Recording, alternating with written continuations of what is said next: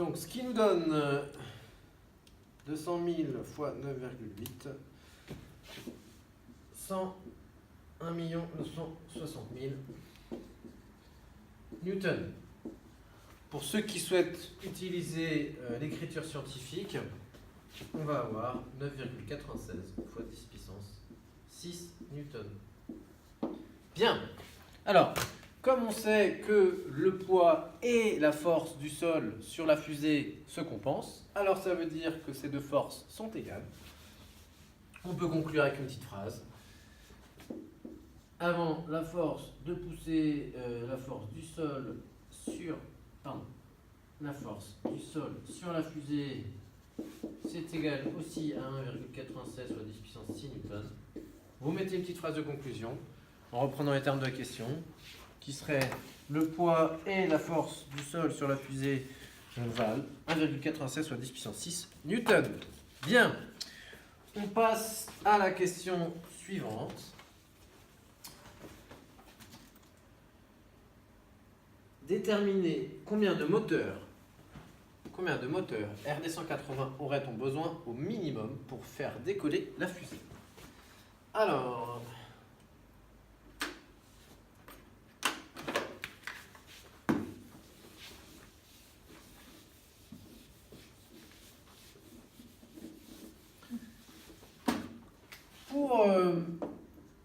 lorsqu'il y a des exercices comme ça, un peu ouverts, n'oubliez jamais que vous avez les formules que vous connaissez. P est égal à mg ici dans ce cas. Mais il y a aussi le produit en croix. Le produit en croix, ça sera souvent, encore une fois, un outil qui vous permettra de répondre aux questions. Alors, on sait que le poids vaut 1,96 fois 10 puissance 6 newtons. Et on nous dit que, dans l'énoncé, que la force de poussée des moteurs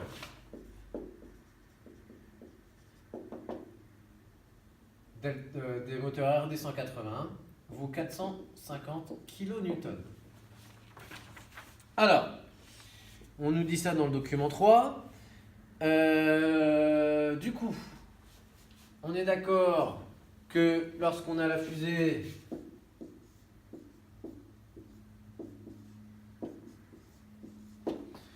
lorsque la fusée est sur le sol et que les moteurs ne sont pas allumés, le poids et la réaction du sol sur la fusée se compensent, la fusée est à l'équilibre.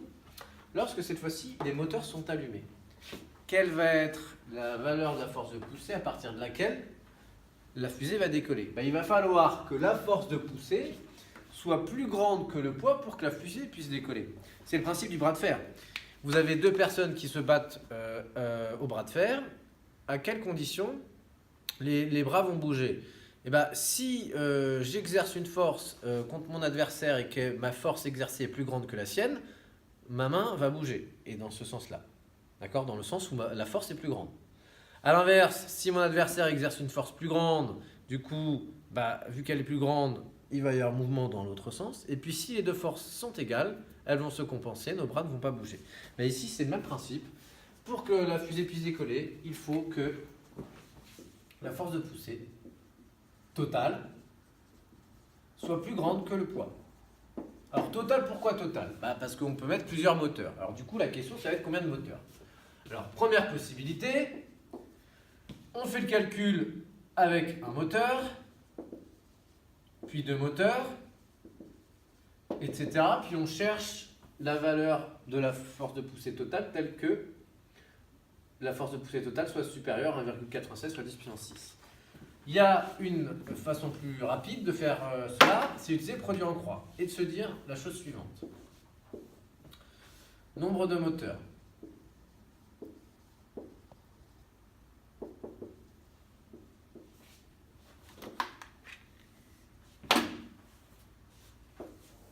Bien. Force de poussée. Avec un moteur, on a 450 kN. Alors 450 kN, on a ici le poids exprimé en newton et ici la force de poussée exprimée en kN. Donc il va falloir du coup faire en sorte de les comparer et pour les comparer, il faut qu'ils soient dans la même unité. Donc, soit on met le poids en kilonewton, soit on met la force de poussée en kilonewton. Je te propose plutôt de mettre la force de poussée en newton. Donc, on y va. 450 kilonewtons. 1 kg, c'est 1000 grammes. 1 kilonewton, c'est 1000 newtons. Donc, 450 fois 1000, ce qui va nous faire 450 000 newtons. Bien. Donc, un moteur génère une force de poussée de 450 000 newtons. Combien de moteurs aura-t-on besoin pour qu'elle exerce une force de poussée au moins supérieure à 1,96 fois 10 puissance 6? Pour faire le calcul, le principe du produit en croix, on multiplie les diagonales et on divise par le thème qui est en face du terme qu'on cherche à déterminer. 1,96 fois 10 puissance 6 fois 1 divisé par 450 000.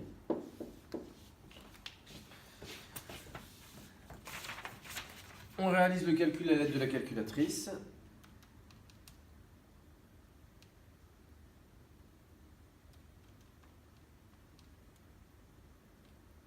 Et on trouve 4,3 moteurs. Alors bien évidemment, ici 4,3 moteurs, ça n'existe pas.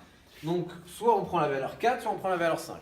Si on prend la valeur 4, eh ben, on voit que la force de poussée va être inférieure à cette valeur-là. La fusée ne va pas décoller. Donc ici, on prendra au final x est égal à au moins 5 moteurs pour que la fusée puisse décoller.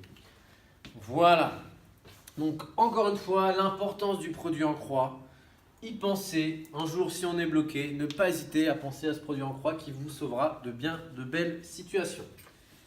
Bien, on va passer à la question 2.8.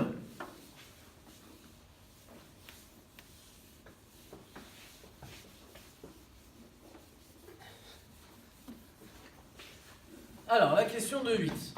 Déterminer la masse du robot MERA sur Mars, vous devrez justifier votre réponse.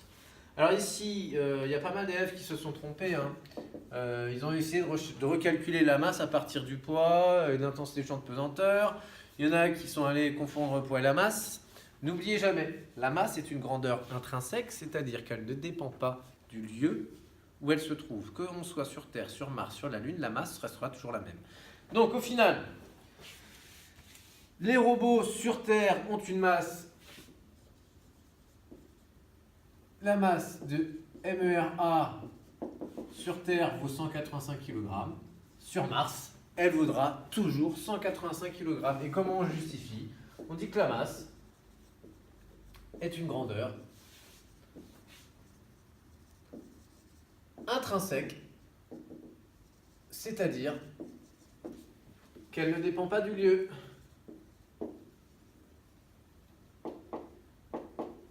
Voilà, donc elle vaudra toujours 185 kg. Bien. Question suivante, 2.9. Calculer le poids du robot sur Mars. Alors, ici, on reprend, on voit qu'on a un calcul à faire, on reprend notre méthode, point méthodo, le canevas que je vous propose à chaque fois, données, relation, calcul, conclusion. Alors ça c'est bien parce que ça te permet de mettre un cadre et de te mettre un cadre et de te rassurer aussi pendant l'évaluation. Alors souvent ce que je suggère aux élèves, c'est plutôt de commencer par la relation. Qu'est-ce qu'on cherche? On cherche à calculer le poids. Donc on va bien sûr le calculer avec la formule P est égal à M fois G. Et on cherche la masse, le poids de qui? Le poids du robot. Donc ça sera la masse du robot fois le G de qui? On cherche à calculer le poids du robot sur Mars. Donc ça sera le G de Mars. Par conséquent, pour calculer le poids, on va avoir besoin de la masse du robot et de G de Mars. Un rappel, cette expression n'est valable que si la masse s'exprime en kilogrammes et le G en newton par kilogramme. Et puis le poids, on l'obtiendra en newton. Donc on cherche à avoir la masse du robot en kilogrammes, c'est 185 kg. Le G de Mars, il nous l'est donné dans l'énoncé, c'est 3,7 newtons par kilogramme. D'accord? Ou 3,7 newtons kilogramme moins 1, mais c'est pareil. Et maintenant, on n'a plus qu'à réaliser notre calcul. P est égal à 185 fois 3,7. Ce qui va nous donner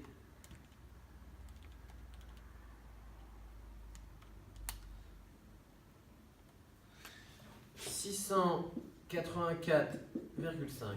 newtons.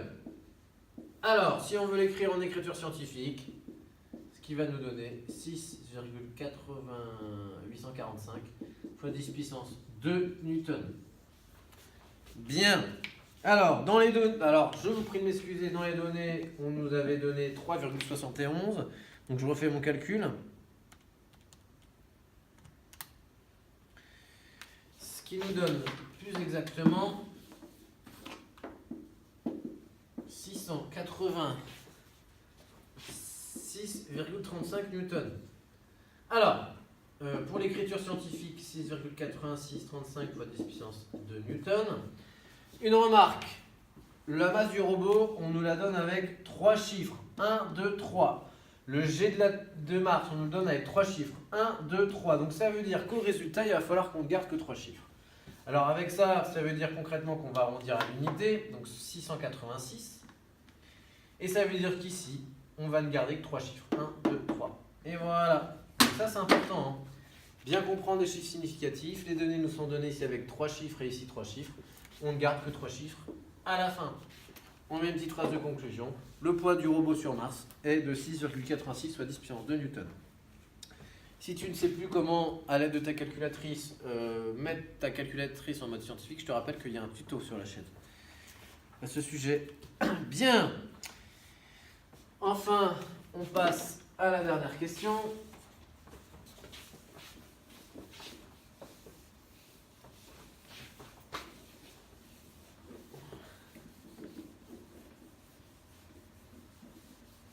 Alors, on nous demande, le robot a analysé des échantillons de roches martiens grâce à un de ses capteurs embarqués qui permet de mesurer le poids de chacune des roches. Pour la première roche analysée, le capteur a mesuré une valeur de 0,740 newtons, c'est-à-dire 7,40 fois 10 puissance moins 1, déterminer la valeur de la masse de la roche. Donc ici, encore une fois, la question que tu dois te poser, quelle est la consigne? Qu'est-ce que je dois calculer?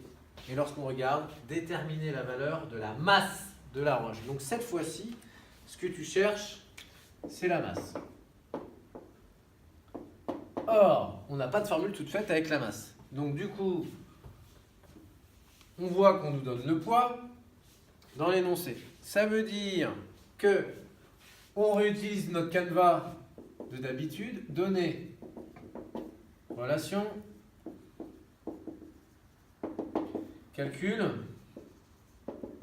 conclusion. Bien, alors, en fait ici, on ne va pas pouvoir utiliser P est égal à M fois G. Pas parce qu'ici on cherche la masse. Ici, c'est une formule qui nous permet de calculer le poids. Donc ça veut dire que cette formule, il va falloir la bidouiller. Alors comment la bidouiller? En fait, ici, de manière simple, on voit que le G, on voit que la masse, c'est celui qui nous intéresse. Donc c'est le G qu'on va devoir bouger. Et si on le bouge, on va être obligé, du coup, en le faisant passer de l'autre côté, on va le faire passer au dénominateur. D'une autre manière, on va obtenir M est égal à P sur G. Alors, si tu as du mal à faire ça, moi je te conseille d'écrire directement P est égal à M fois G, de faire ton tableau de proportionnalité et de raisonner de la sorte. Je veux la masse. Or, du coup, pardon, je vais la souligner parce que là tout à l'heure je l'ai souligné en rouge. Ça veut dire que si je veux la masse, il va falloir que je bouge le G. Et si je veux bouger le G, je ne peux bouger le G que suivant la diagonale. Et donc du coup, je retrouve mon G au dénominateur et on retrouve bien M est égal à P sur G. Alors il y a une autre méthode encore qui existe, c'est le principe du triangle. Ici, on sait que P est égal à M fois G. Donc pour pouvoir le remplir, la valeur qui est toute seule, elle est toute seule en haut. Et puis celles qui sont à la même hauteur, M et G, sont à la même hauteur. Et qu'est-ce qu'on remarque? On remarque que M, c'est égal à P divisé par G, puisque P est au numérateur et G au dénominateur. Si on cherche G, on voit que G, c'est égal à P qui est au numérateur divisé par M au dénominateur. Et si on cherche P, on voit que M et G sont au même niveau, c'est donc une multiplication. Voilà, donc tu utilises la méthode que tu veux. Par contre, ce qui est sûr, c'est qu'il faut passer facilement de cette étape-là à cette étape-là. D'accord? Et ça, je peux t'assurer que si tu sais faire ça, au lycée, ça sera beaucoup plus simple. Voilà, c'est une compétence vraiment importante à savoir faire. Donc maintenant qu'on a notre nouvelle formule, encore une fois, la masse s'exprime en kilogrammes, le poids en newton et G en newton par kilogramme. Ou en newton, kilogramme moins 1. Donc pour pouvoir calculer la masse, il nous faut le poids. On nous la donne dans l'énoncé. Le poids de la roche, c'est 7,36 fois 10 moins 1 newton. Il nous faut G. Ici, bien sûr, c'est G de Mars, que le robot se trouve sur Mars, attention. Et c'est 3,71 newtons par kilogramme. On réalise donc notre calcul. Pardon. La masse, c'est égal au poids divisé par l'intensité du champ de pesanteur. Et on trouve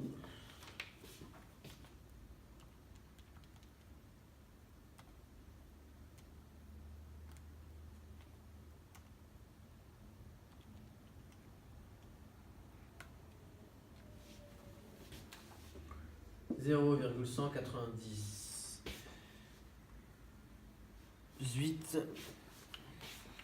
Ah, pardon, excusez-moi, je viens de faire une erreur. Décidément, je ne suis pas très concentré. C'est 7,40. Le poids du robot. Et donc, on trouve une valeur de 7, non, alors, pardon.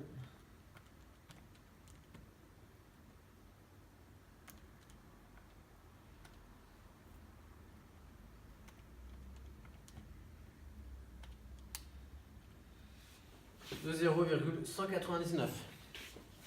Bien. Alors bien sûr, ce résultat est exprimé en kilogrammes. Et on peut l'écrire en écriture scientifique. 1,99 fois 10 moins 1 kilogramme.